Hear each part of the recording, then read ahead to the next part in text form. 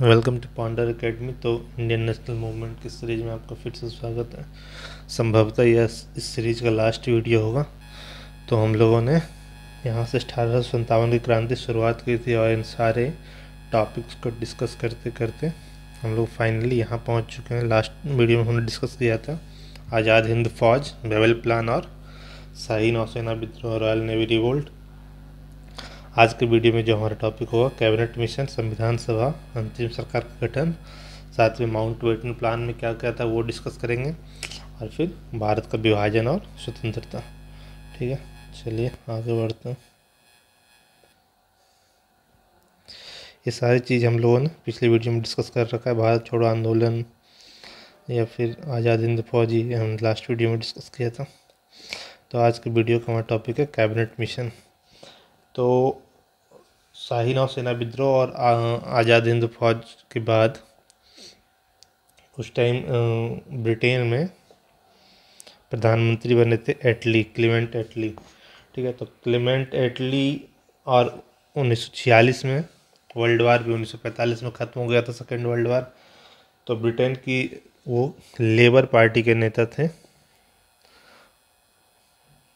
Labour, वहाँ पे दो पार्टी है, लेबर पार्टी और कंजर्वेटिव पार्टी थे। लेबर पार्टी के नेता थे क्लेमेंट एटली और उन्होंने 1946 में भारतीय नेताओं से फॉर्मल बातचीत करने के लिए और उन्हें इस बात का विश्वास दिलाने के लिए कि सरकार संवैधानिक मामलों पर भी कोई समझौता करने को उत्सुक है, एक संसदीय दल का गठन किया। ब्रिटिश सांसदों के संसदीय दल का गठन किया और उसको भारत भेजा इस निर्णय को समझौता को एग्जीक्यूट करवाने के लिए या उसके बारे में बातचीत करने के लिए। तो उस संसदीय दल को कहा जाता है कैबिनेट मिशन। और ये भारत कब आया था? तो ये 24 मार्च 1946 को वहाँ से चला था ब्रिटेन से और 29 मार्च 1946 को कैबिनेट मिशन भारत आया था। इसमें 3 सदस्य थे, स्टेफोर्ड क्रिप्स, पैथिक लॉरेंस और एवी अलेक्जेंडर। स्टेफोर्ड क्रिप्स वही थे जो क्रिप्स प्रस्ताव में भी जिन्होंने दिया था। तो क्रिप्स प्रस्ताव वाले स्टेफोर्ड क्रिप्स, पैथिक लॉरेंस और अलेक्जेंडर। तो उस कैबिनेट मिशन के अध्यक्ष थे क्रिप्स, भारत सचिव उसमें थे पैथिक लॉरेंस और नौसेना मंत्री एवी अलेक्जेंडर। इनका नाम हम लोग इस तरह से याद रख सकते हैं तीनों का, कार्ल, क्रिप्स, अलेक्जेंडर और लॉरेंस। तो इसका उद्देश्य क्या था? तो भारत में अंतरिम सरकार का गठन और संविधान निर्माण के लिए आवश्यक प्रबंध करना और संविधान निर्माण के लिए एक कार्य प्रणाली तैयार करना, कार्य प्रणाली तैयार करना। तो ये कैबिनेट मिशन का उद्देश्य था। उसने क्या क्या रिकमेंडेशन दी थी अपने कैबिनेट मिशन ने, अपने क्या क्या सुझाव रखा था? तो सबसे पहले वो भारत की एकता को बनाए रखने के पक्ष में था। उसने पाकिस्तान की मांग को रिजेक्ट कर दिया और साथ में बोला कि भारत जो होगा बनेगा एक संघ होगा, यूनियन होगा, जिसमें ब्रिटिश और देसी रियासत शामिल रहेगी। ठीक है, तो और भारत में जितने भी प्रांत थे उनको उसने 3 कैटेगरी में बांटा था, ए, बी और सी। पहले कैटेगरी में बम्बई, मध्य प्रांत, बिहार, संयुक्त प्रांत और उड़ीसा था। दूसरे कैटेगरी में पंजाब, उत्तर पश्चिम सीमांत प्रदेश, सिंध और तीसरी कैटेगरी में बंगाल और असम। फिर साथ में उसने संविधान सभा के गठन की बात की थी और कहा था, सुझाव दिया था कि सदस्यों का जो चुनाव होगा, संविधान सभा का गठन तो होगा ही और साथ में सदस्यों का चुनाव अनुपातिक प्रतिनिधित्व के आधार पर होगा। ठीक है, लेकिन इससे पहले जब हमने यहाँ देखा था शिमला सम्मेलन, जो बेवल प्लान था, उसमें हमने क्या देखा था कि हिंदू और मुस्लिम का इक्वल रिप्रेजेंटेशन होगा। लेकिन यहाँ कैबिनेट मिशन में कहा जा रहा है अब कि अब इक्वल रिप्रेजेंटेशन नहीं होगा बल्कि अनुपातिक प्रतिनिधित्व, यानी आबादी के अनुपात के हिसाब से संविधान सभा के सदस्यों का चयन होगा और फिर वो सब मिलकर संविधान के गठन की बात करेंगे। तो संविधान सभा गठन के लिए चुनाव हुआ जुलाई 1946 में। तो जुलाई 1946 में चुनाव हुआ 296 सीटों पर। उसमें कांग्रेस को 275 होना चाहिए, 205 सीटें। तो कांग्रेस को 205 सीटें मिली थी और मुस्लिम लीग को 73 सीटें थी। मुस्लिम लीग की करारी हार हुई इस चुनाव में। तो मुस्लिम लीग जितने भी नेता थे वो इस हार से बौखला गए। ठीक है, और वो ये जो अंतरिम सरकार गठन का प्रस्ताव था इसको उन्होंने रिजेक्ट कर दिया, प्रस्ताव नहीं माना।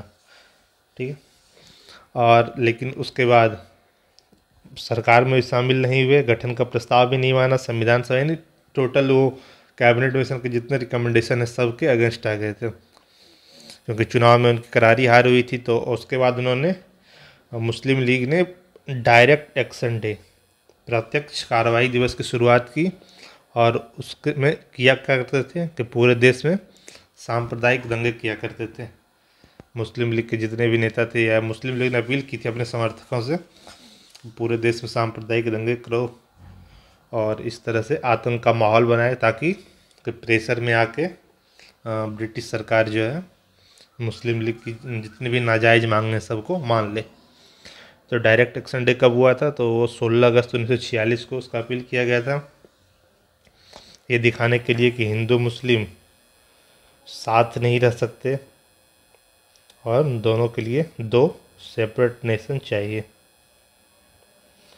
दो सेपरेट नेशन के डिमांड को लेकर। ठीक है, और इसमें जो सबसे ज़्यादा प्रभावित क्षेत्र था वो था बिहार और बंगाल। डायरेक्ट एक्शन डे के दंगों से सबसे ज़्यादा प्रभावित जो क्षेत्र था वो है बिहार और बंगाल का भी खास करके एक इलाका था नोआखली। नोआखली में सांप्रदायिक दंगा बहुत ही ज़्यादा हिंसक हो चुका था, तो वहाँ पे दंगा शांत कराने के लिए गांधी जी स्वयं गए थे और गांधी जी वहाँ अकेले जाके वहाँ पे शांतिपूर्वक धरने पे बैठ गए थे और गांधी जी के इस प्रयास को देखकर उस टाइम के वायसराय माउंट बेटन के द्वारा गांधी जी को वन मैन बाउंड्री फोर्स की उपाधि दी गई थी, वन मैन बाउंड्री फोर्स की उपाधि। तो मुस्लिम लीग जिस टाइम दंगा करा रही थी उसी टाइम जब वो डायरेक्ट एक्शन डे के तहत दंगा करा रही थी उसी टाइम ब्रिटिश सरकार ने क्या किया था कि उसको इग्नोर करके जो बातें चली थी अंतरिम सरकार के गठन की बात हुई थी कैबिनेट मिशन में, उस पर आगे बढ़ गई और 24 अगस्त 1946 को पंडित जवाहरलाल नेहरू की अध्यक्षता में प्रथम अंतरिम सरकार की घोषणा की गई थी। ठीक है, और 2 सितंबर 1946 को 12 सदस्यीय अंतरिम सरकार का गठन कर दिया गया और इस अंतरिम सरकार में मुस्लिम लीग ने चूँकि इसका बाइकआउट किया था उसमें मुस्लिम लीग की भागीदारी नहीं थी। तो ये जो 12 सदस्यीय सरकार थी उसका अध्यक्ष था भारत का वायसराय जो भी रहता उस टाइम का बेबल था, तो वायसराय, उपाध्यक्ष नेहरू, लेकिन बाद में जो तत्कालीन वायसराय था बेबल उसकी मध्यस्थता के बाद 26 अक्टूबर 1946 ईस्वी को मुस्लिम लीग उसके प्रेशर में आके मुस्लिम लीग भी सरकार में शामिल हो गई थी। लेकिन मुस्लिम लीग का जो सरकार में शामिल होने का उद्देश्य था ये नहीं था कि मतलब सरकार में शामिल होकर सरकार को चलाने में सहयोग करना है या फिर देश के विकास के लिए कुछ करना है। उसका उद्देश्य, मुख्य उद्देश्य था कि सरकार में शामिल होकर उसकी जो पाकिस्तान की मांग है उसको वो और आगे बढ़ाएगा। ठीक है, तो मुस्लिम लीग जब 5 प्रतिनिधि शामिल हुए इसमें तो 12 सदस्यीय सरकार बढ़कर हो गई 14 और कांग्रेस के 3 मेंबर ने अपना इस्तीफा दिया था। तो अब टोटल मेंबर हो गया था 14 में 6 कांग्रेस के थे, 5 मुस्लिम लीग के, एक ईसाई मेंबर, एक पारसी मेंबर और एक सिख मेंबर। तो टोटल 14 सदस्यीय था सरकार का, जो यानी एक तरह से मंत्रिमंडल कह सकते हैं। तो 14 लोग शामिल थे। अब हम लोग एक बार देख लेते हैं कि उन 14 लोगों के पास किनके पास कौन कौन सा विभाग था। तो अंतरिम मंत्रिमंडल में उपाध्यक्ष, चूँकि प्रधानमंत्री वाला पद जो उपाध्यक्ष थे वो जवाहरलाल नेहरू थे, तो उनके पास विदेश और राष्ट्रमंडल वाला था। सरदार पटेल के पास गृह, राज्य, सूचना प्रसारण और रियासत संबंधी मामलों वाला था। बलदेव सिंह रक्षा मंत्रालय उनके पास था, रक्षा विभाग। जॉन मथाई उद्योग एवं आपूर्ति विभाग। सी राजगोपालाचारी के पास शिक्षा। डॉक्टर राजेंद्र प्रसाद खाद्य एवं कृषि। जगजीवन राम श्रम विभाग। आसफ अली के पास रेलवे था। CH भाभा के पास कार्य, खान और बंदरगाह। लियाकत अली वित्त विभाग। IE चुंदरीगर वाणिज्य। जोगेंद्र नाथ मंडल के पास कानून और विधि, अब्दुल नस्तर संचार और गजनफर अली के पास स्वास्थ्य। तो ये नीचे के जो 5 मेंबर हैं ये पांचों मुस्लिम लीग से संबंधित थे, और बाकी ऊपर वाले में 6 कांग्रेस के, एक पारसी धर्म से और एक ईसाई और एक सिख। ठीक है, तो ये बेसिक एक बात हो गई थी। फिर संविधान सभा का गठन भी हो गया, और संविधान सभा की पहली बैठक 9 दिसंबर 1946 ईस्वी को हुई, और उसमें अस्थायी अध्यक्ष डॉक्टर सच्चिदानंद सिन्हा को चुना गया। फिर दूसरी बैठक हुई थी 11 दिसंबर 1946 को, और अस्थायी अध्यक्ष के तौर पे डॉक्टर राजेंद्र प्रसाद को चुना गया। और संविधान सभा के बारे में इससे ज़्यादा जो डिटेल्स होता है हम लोग वो पॉलिटी में पढ़ते हैं, तो उसको हम लोग यहाँ पे ज़्यादा डिस्कस नहीं करेंगे। एक बेसिक बातें जानेंगे कि कैबिनेट मिशन का प्लान था कि अंतरिम सरकार का गठन और संविधान सभा का गठन। तो अंतरिम सरकार का गठन भी हो गया और संविधान सभा का गठन भी हो गया था 1946 के में हुए चुनाव के बेसिस पे। ठीक है, तो अब इसके आगे हम लोग बढ़ते हैं। तो इस टाइम तक फरवरी 1947 का टाइम आ चुका था। तो उस टाइम जो ब्रिटेन के प्रधानमंत्री थे क्लीमेंट एटली, उन्होंने घोषणा कर दी थी कि जून 1948 से पहले ही भारत के लोगों को उसकी मतलब वहाँ ट्रांसफ़र ऑफ पावर हो जाएगा, सत्ता हस्तांतरित करके भारत को छोड़ दिया जाएगा। और इस काम के लिए भारत के 22 मार्च 1947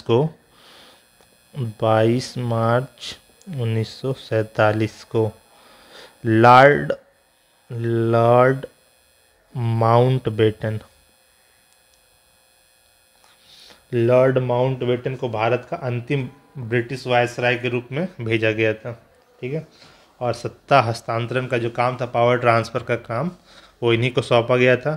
तो इन्होंने जो प्लान बनाया था कि कैसे पावर ट्रांसफ़र किया जाएगा, उसी प्लान को हम लोग माउंटबेटन प्लान के नाम से जानते हैं। तो माउंटबेटन प्लान हुआ कब था?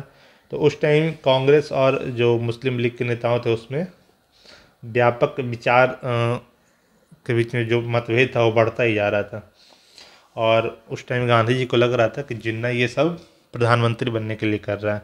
तो गांधी जी ने माउंटबेटन से मुलाकात की थी और कहा था, गांधी जी ने सुझाव दिया कि जिन्ना को अगर प्रधानमंत्री बनना है और सरकार बनाने के लिए वो ये सब कर रहा है, तो उसको सरकार बनाने दे दिया जाए, उसको प्रधानमंत्री बना दिया जाए, परंतु इससे कम से कम देश का विभाजन तो रुक जाएगा।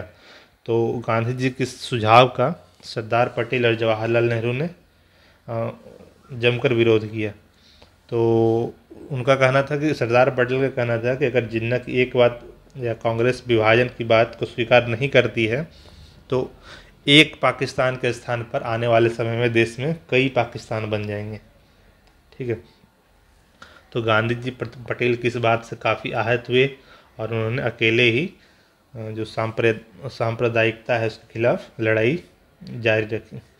तो इस टाइम तक ये बात अब लगभग कंफर्म हो चुकी थी कि देश का विभाजन होकर रहेगा, और ये माउंटबेटन प्लान को हम लोग भारत विभाजन योजना के तहत ही कहते हैं। तो माउंटबेटन प्लान में क्या क्या था? सबसे पहला जो अभी वर्तमान हिंदुस्तान था उस टाइम का, तो हिंदुस्तान का विभाजन 2 हिस्सों में किया जाएगा। पहला होगा भारतीय संघ और दूसरा पाकिस्तान। दोनों के लिए अलग अलग संविधान सभाओं का निर्माण किया जाएगा। पंजाब और बंगाल में प्रांतीय विधानसभा के 2 भाग होंगे, यानी पंजाब और बंगाल वाला एरिया ये हो गया हमारा बंगाल वाला एरिया, इधर हो गया, और इधर हो गया यहाँ पे पंजाब वाला एरिया। तो यहाँ और यहाँ पे जो प्रांतीय विधानसभा है उसके 2 भाग किए जाएंगे, और उसमें हिंदू बहुल और मुस्लिम बहुल जो आपस में ज़िले हैं, हिंदू बहुल जिला और मुस्लिम बहुल जिला पंजाब और बंगाल में, उनको ऑप्शन दिया जाएगा कि आप भारत के साथ रहना चाहते हैं या पाकिस्तान के साथ रहना चाहते हैं, वो मिलकर डिसाइड करेंगे। और इससे पहले के जो प्लान में था उसमें था कि जो देशी रियासत है उसके पास ऑप्शन था कि वो या तो भारत के साथ जाए या फिर पाकिस्तान के साथ जाए या फिर इंडिपेंडेंट रहे। लेकिन अब ये ऑप्शन ख़त्म हो गया था। अब का था कि या तो भारत के साथ रहना पड़ेगा या फिर पाकिस्तान के, दोनों में किसी एक को चूज करना पड़ेगा। तो और साथ में था कि उत्तर पश्चिम प्रांत, ये वाला जो एरिया है उत्तर पश्चिम नॉर्थ फ्रंटियर प्रोविंस, और असम का सिलहट जिला, असम का सिलहट जिला जो यहाँ बांग्लादेश के करीब पड़ता है, वहाँ पर पब्लिसाइट होगा, जनमत संग्रह किया जाएगा कि वो किधर रहना चाहते हैं। और साथ में पंजाब, बंगाल और असम, इन तीनों के विभाजन के लिए, पार्टीशन के लिए एक बाउंड्री कमीशन का गठन किया गया था, सीमा आयोग का गठन किया गया था, जिसकी अध्यक्षता सिरिल रेडक्लिफ के द्वारा की गई थी। इसीलिए आज भी हम लोग भारत पाकिस्तान के बॉर्डर को रेडक्लिफ लाइन के नाम से जानते हैं। तो रेडक्लिफ ने क्या किया था, एक मैप लेके उस पर हिंदू और मुस्लिम वाला एरिया देख के एक लाइन खींच के विभाजन कर दिया। ये बहुत ही अपने आप में बहुत इनसेंसिटिव काम था। तो सीमा आयोग का गठन किया गया था रेडक्लिफ की अध्यक्षता में। तो ये कुछ बातें थी जो कि माउंटबेटन प्लान का हिस्सा थी।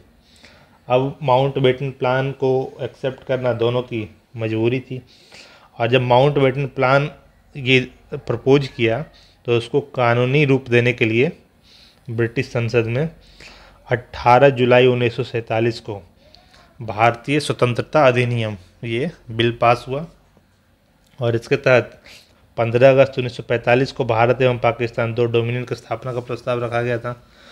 पूर्वी बंगाल वाला एरिया, पश्चिमी पंजाब वाला एरिया। पूर्वी बंगाल यानी बंगाल का, ये हमारा पश्चिमी बंगाल वाला एरिया है, और ये हो गया, ये वाला एरिया हो गया हमारा पूर्वी बंगाल, और ये है पश्चिमी बंगाल। फिर इसी तरह से ये हो गया हमारा पूर्वी पंजाब का एरिया, और इधर वाला हो गया पश्चिमी पंजाब का एरिया।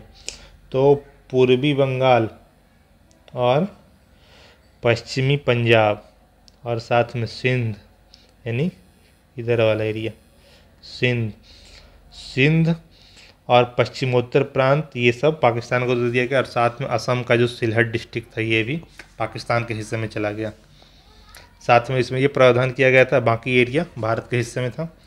साथ में ये प्रावधान किया गया था कि नया संविधान बनने तक गवर्नमेंट ऑफ इंडिया एक्ट जो 1935 है उसके अनुसार ही सरकार चलेगी, और देशी रियासतों को भारत या पाकिस्तान दोनों में से कोई एक चुनना होगा, एक चूज करने का ऑप्शन रहेगा। इंडिपेंडेंट रहने का विकल्प अब खत्म हो गया था। ठीक है, तो ये भारतीय स्वतंत्रता अधिनियम है। अब इसका इम्प्लीमेंटेशन कैसे हुआ, इसका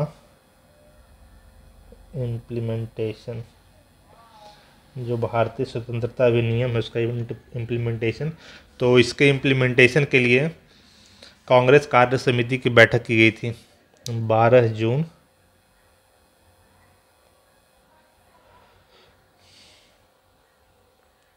को। इससे पहले ही बिल पास होने से पहले, माउंटबेटन प्लान के प्रस्ताव आने के बाद ही 12 जून 1947 को कांग्रेस कार्य समिति की बैठक की गई थी, और उसमें पंडित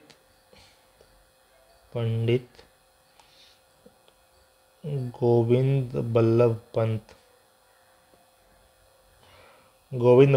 ने, जब वो प्रस्ताव था कि माउंटबेटन प्रस्ताव में ये कहा गया है विभाजन की बातें हैं, तो उसको पढ़ते हुए कहा था कि आज हमें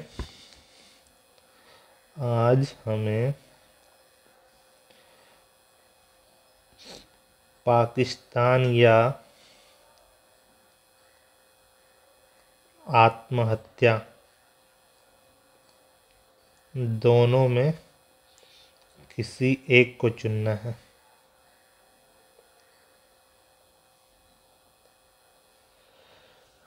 और साथ में कहा था कि देश की स्वतंत्रता और मुक्ति का यही एकमात्र रास्ता है कि पाकिस्तान का निर्माण अब होने दिया जाए।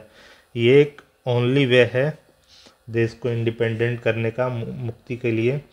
और इन सब बातों का माउंटबेटन प्लान का इस एरिया में जो एक बहुत पॉपुलर लीडर थे उनका नाम था खान अब्दुल गफ्फार खां, जिनको सीमांत गांधी भी कहते हैं, फ्रंटियर गांधी। तो खान अब्दुल गफ्फार खान ने कहा था कि उनकी संस्था थी खुदाई खिदमतगार। तो उन्होंने कहा था कि खुदाई खिदमतगार को, चूँकि ये एरिया कहाँ जा रहा था, ये एरिया माउंटबेटन प्लान के हिसाब से ये एरिया जा रहा था उत्तर पश्चिम प्रांत जा रहा था पाकिस्तान के हिस्से में। तो खान अब्दुल गफ्फार खान का कहना था कि उनकी संस्था या उनकी संस्था के लोगों को भूखे भेड़ियों के सामने छोड़ दिया गया, और इसके लिए मतलब वो कांग्रेस पे विश्वासघात का आरोप लगा रहे थे विभाजन को स्वीकारने के कारण। ठीक है। और जब इस एरिया में उसमें बात किया गया था कि उत्तर पश्चिम प्रांत और में जनमत संग्रह होगा, तो इस माउंटबेटन प्लान के विरोध में खान अब्दुल गफ्फार खान के जितने भी समर्थक थे उन्होंने जनमत संग्रह में हिस्सा नहीं लिया था, और इस एरिया में सिर्फ 50% वोटिंग हुई थी, और उसके आधार पर ही ये एरिया पाकिस्तान के हिस्से में चला गया। ठीक है। तो उस जनमत संग्रह का विद्रोह पूरे भारत में दंगे चल रहे थे, और अंततः 15 अगस्त 1947 को भारत को आज़ादी मिल गई और पाकिस्तान का विभाजन भी हो गया, और पाकिस्तान को 14 अगस्त 1947 को ही इंडिपेंडेंस मिल गया, और उसने 11 अगस्त को ही जिन्ना को अपना पहला राष्ट्रपति नियुक्त कर दिया था। जिन्ना को अपना पहला राष्ट्रपति नियुक्त कर दिया गया था, फर्स्ट प्रेसिडेंट। भारत में हम लोगों ने लॉर्ड माउंटबेटन को